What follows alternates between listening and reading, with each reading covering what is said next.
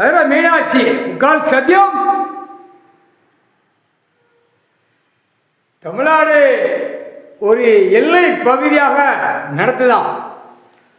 ஒவ்வொரு எல்லைனா ஒவ்வொரு MLA MP மொத்தமாக கூட்டு பிடிச்சி உட்கார்ந்து நடந்தான். தமிழ்நாடு டெல்லி உடலப்பட்ட மாநிலம் கணக்கு. சட்ட பேரவைங்கிறது நீதிமன்றமாக நடத்துதான். பூரா நிலப்பரப்பை அழிக்கணும், அதில் இத்தனை லட்சம் கோடி போடணும், மலையை உடைக்கணும், பூரா மண்ணுகளை அள்ளணும், அதான் கனிமான்னு சொல்லி வச்சுருக்கானா. அதான் மழை அதுக்கு எப்படி அது வார்த்தை வருது, அதை போய் விற்கிறதுக்கு கிளம்பி நிற்கான் அரசியல்வாதி. பல லட்சம் கோடி பலாயிரம் கோடி வீசி அந்த மலையை அரைச்சி பாழாக்குதான். இதுக்கு தான் இப்போ நீதிமன்றம், இராணுவ நீதிமன்றம் கோர்ட்டு இராணுவ தளபதியார் முக்கால் சத்தியம்.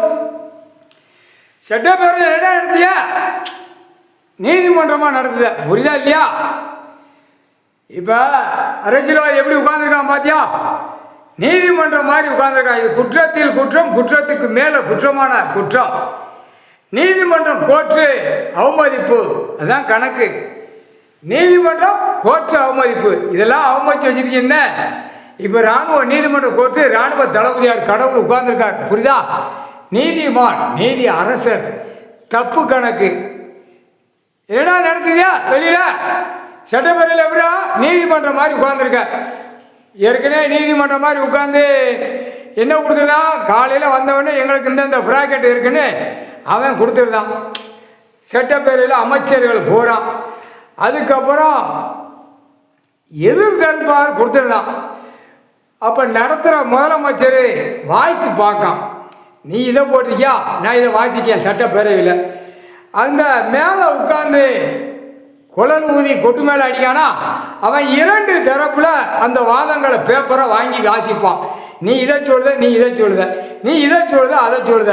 இது ரெண்டா கூத்தடிக்காடா கொடுத்துருக்கோம். தமிழ்நாடு பூரா மாநிலம் மாதிரி பிரித்து நக்க. அதுக்கு தான் எல்லையம்மன் எல்லையப்பனை உட்கார வச்சுட்டார். இப்போ கணக்கு இவர் தான் போட முடியும். நீதிமான் நீதி அரசர் உள்ளே போட்ட கணக்கில் திரிச்சு பாடுறா அரசியல்வாதி, புரியா இல்லையா? கணக்கு இப்படி தான் அடிப்பார், விடுவார், அடுத்து துவச்சி எடுத்துவிடுவார். முக்கால் சேர்த்தியோ புரிஞ்சுக்கப்பா. கோர்ட்டில் நீதிபதி ஜட்ஜி கோட்டார் ஆணும் பெண்ணும் வழக்கறிஞர்கள். இப்போ நீதிமன்றத்தில் ஜட்ஜி கோட்டார் நீ உட்காந்துருக்க மேலே ஆணும் பெண்ணும். அதே மாதிரி சட்டப்பேரவையில் மேலே ஒருத்தன் உட்காந்துருக்கானா சட்டப்பேரவை தலைவர் அப்படிங்கானா சட்டப்பேரவை தலைவர் அப்படிங்க. இது நீதிமன்றத்தில் நீதிபதி ஜட்ஜி கோட்டார் ஆணும் பெண்ணும். நீதி நீதி நீதி நீதி நியாயம் நியாயம் நியாயம் தர்மம் அல்ல, புரியுதா? அநியாயம் போட்டு நடக்கு வெளியில் நீதிமன்ற கோர்ட்டில். இப்போ அந்த கணக்கு போட்டாச்சா புரிஞ்சுக்கோப்பா. கோர்ட்டில் கோட்டார் ஆணும் பெண் புரிஞ்சுக்கோ, கீழே வழக்கறிஞர் புரிஞ்சுக்கோ. இந்த தரப்பு மாதிரி தான் வெளியே நடத்துதான், நடத்தி நாங்கள் பண்ணி வச்சிருக்கான். கேடு கேட்ட போய்க முக்கால் செஞ்சா மதுரை மீனாட்சி அம்மன் கணக்கு.